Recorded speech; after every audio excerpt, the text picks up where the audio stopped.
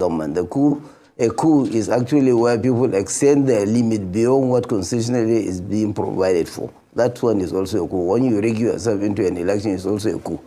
So basically, the problem with these leaders is I am right, everybody else is wrong. Because one has to look seriously into the kind of thing that this guy is saying. And my fears are that we shouldn't allow these people to take us into another proxy war. Proxy war in the sense is that in Niger, the Wagner, the missionary groups of Russia are already there. And these people who are from the East is because Niger, Mali, and others are saying they are tired with the domination of French in the running affairs of their own country, so they want to be really independent. They have been telling us that you are more independent than us because our own independence is only a name. Our currency is being printed somewhere, and then the central bank of another country is the one that takes care of our own money. You go back, you take loan from your own money, and you pay interest. There are so many things that are going on wrong. And I can't see people like Ouattara have the moral right to start telling people that this issue is not Nigeria and Niger.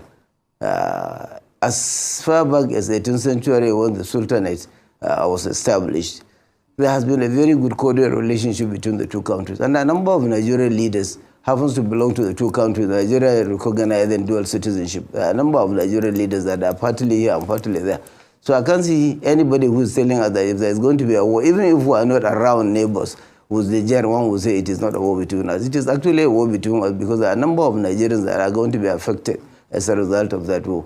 So I can see a contradiction in the release itself because I believe the leadership, who happens to be our own leader, seems to be focusing more on diplomacy based on the missionaries that he has sent around.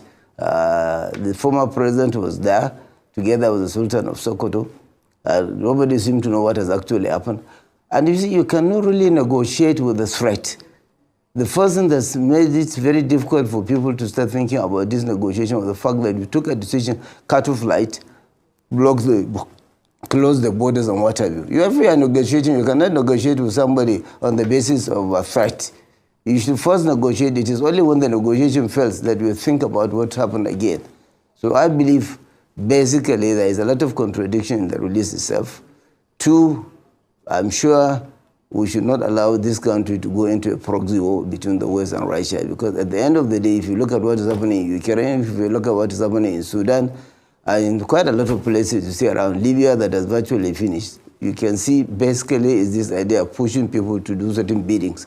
And they use some of these sit-tight leaders to sell their own ideas around. And if you look at the background of Ouattara and what you see, virtually you find out that